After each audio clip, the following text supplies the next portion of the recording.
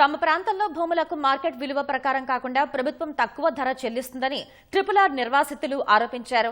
చౌటుప్పల్, భవనగిరి ప్రాంతాల నుంచి వచ్చిన RRR నిర్వాసితులు ఇవాళ హైదరాబాద్ బంజారాహిల్స్లోని national highway authority of India regional office ముందు ధర్నా చేపట్టారు.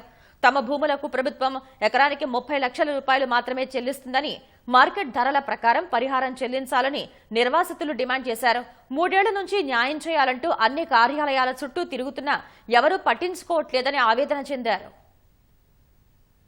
ORR నుంచి 40 కిలోమీటర్ల దాకా తీసుకుపోతామని మంత్రి వెంకరెడ్డి గారే గాని, కుమ్మం అనిల్ రెడ్డి స్థానిక ఎమ్మెల్యే గాని, చామల కిరణ్ కుమార్ రెడ్డి గాని వాగ్దానాలు ఇచ్చి దీన్ని అమలు చేస్తామని చెప్పారు. తదుపరి వాళ్ళని నోటీసులకు తీసుకొస్తే గడప కూడా దొక్కనిచ్చే పరిస్థితి లేదు. ఎక్కడ కూడా స్పందన లేనటువంటి పరిస్థితి ఏర్పడతా ఉంది. కంపెన్సేషన్ వాళ్ళు ఇస్తామన్నది ఏంటంటే పెంచిన రేటు ప్రకారంగా 30 లక్షలు ఎకరానికి ఇస్తామని అంటారు. మున్సిపాలిటీ ఏరియాలో 3 నుంచి 4 కోట్ల రూపాయలు ఉంది. ఈ విధంగా రైతులకు ఇబ్బంది జరుగుతుంది. DPR సర్వే మార్చండి, 40 కిలోమీటర్లు తీసుకుపోవని మేము అడుగుతుంటే అడగనటువంటి దానికి దక్షిణ భాగానికి 45 నుంచి 50 కిలోమీటర్లు తీసుకుపోయి మార్చుకుంటే ఎవరి సౌకర్యార్థం, ఎవరి లబ్ధి కోసం చేస్తారు అనేది మేము క్వశ్చన్ చేస్తున్నాం.